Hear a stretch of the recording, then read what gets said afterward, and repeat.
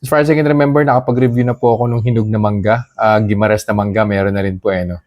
So ngayon, yung green naman po or yung hilaw na mangga, manggang kalabaw po yung tawag dito Green pa po yung balat niyan. Well, nabalatan na po siya, hindi niyo na po nakita. Same thing. Isang pisngi lang po yung kakainin ko para hindi naman po ako mabigla kung in case na mataas po yung blood sugar spike po nito. Pero base po kay Google, no, nung sinearch ko po siya, ang ripe mango, siguro mga around 17 grams of total carbs per 100 grams. Ito pong unripe or ito pong green, 10 grams lang po. More or less 10 grams lang po yung total carbs po nito per every 100 grams. So yun po yung difference niya. So most likely may difference din po to sa blood sugar increase. And we'll see. So kainin ko po to. As I mentioned, isang pisngi lang po. No? Tapos babalik po ako after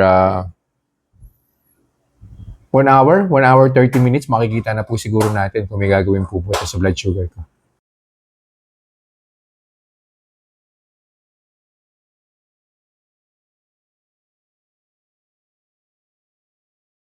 Conclusion na po tayo dun sa kinain kong hilaw na mangga 1 hour and 30 minutes ago.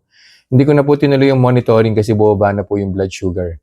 Nag-start po yung blood sugar ko 101 and then after 1 hour, umakyat po siya as expected, 115.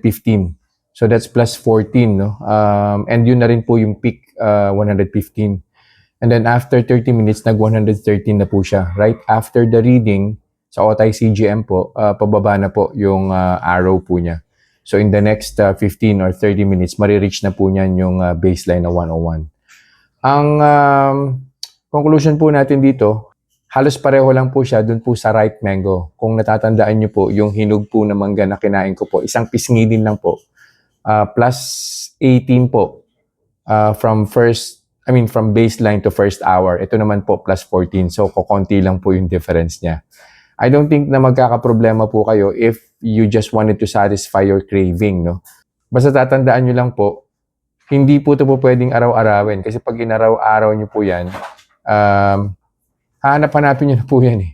Tapos later on, marirealize nyo na, oops, nakakaisang buo na akong mangga.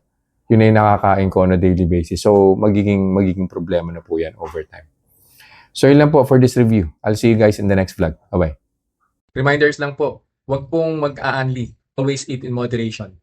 Di po ako doktor, so whenever in doubt, konsulta po kayo sa doktor ninyo. And yung results po ng mga review na ginagawa ko, it may vary.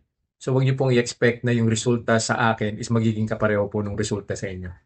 So yun lang po. Have a nice day.